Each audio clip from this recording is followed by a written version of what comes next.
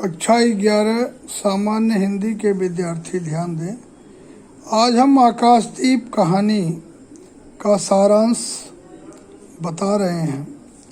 आकाशदीप कहानी का आरंभ समुद्र की तरंगों पर हिचकोले खाते पोत पर बंदी बनाकर रखे गए दो बंदियों के वार्तालाप से होता है। दोनों बंदी एक दूसरे से अपरिचित और अनजान हैं। तूफान के कारण पोत की व्यवस्था भंग हो जाती है और दोनों परिस्थितियों बस रात्रि के अंधकार में लुढ़कते हुए एक दूसरे से टकरा जाते हैं। दोनों बंधन मुक्त होना चाहते हैं और अपने प्रयास में सफल भी हो जाते हैं।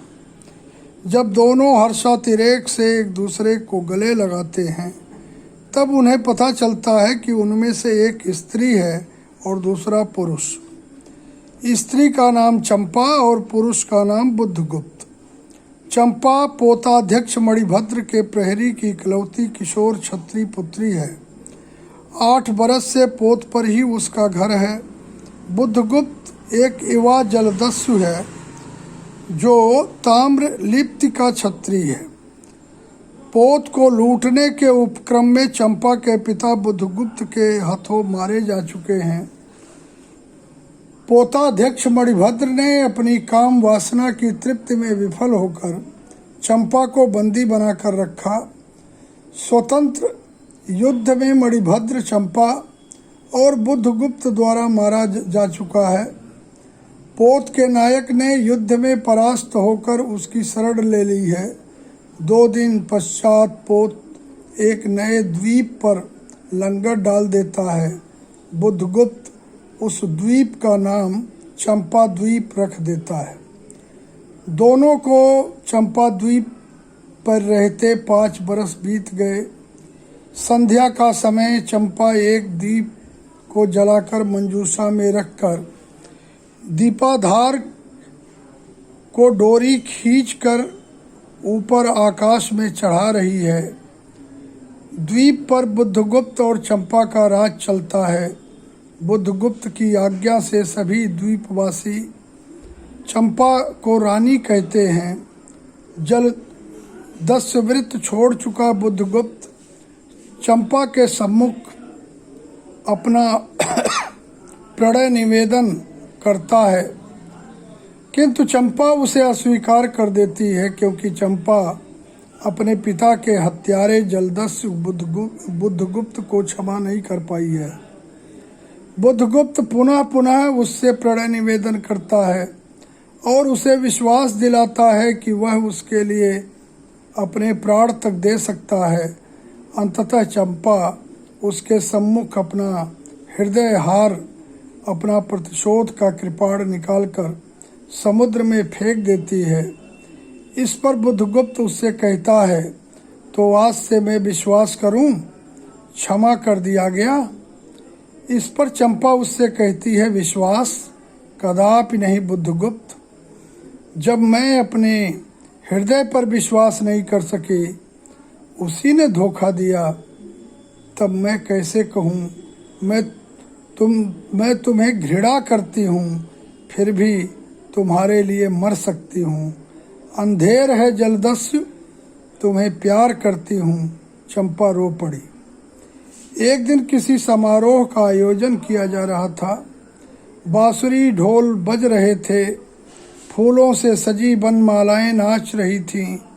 चंपा ने सहचरी जया से पूछा, यह क्या है जया? जया ने हंसकर उत्तर दिया, आज रानी का ब्याह है ना। चंपा को इस पर विश्वास न हुआ। उसने उसे झकझोर कर पूछा, क्या यह सच है? तभी बुद्धगुप्त कहता है, यदि तुम्हारी इच्छा हो तो यह सच भी हो सकता है चंपा। इस पर चंपा प्रतिप्रश्न करती है, क्या मुझे निस्सहाय और कंगाल जानकर तुमने आज सब प्रतिशोध लेना चाहा? बुद्धगुप्त अपना पक्ष रखता हुआ कहता है कि मैं तुम्हारे पिता का घातक नहीं हूँ चंपा।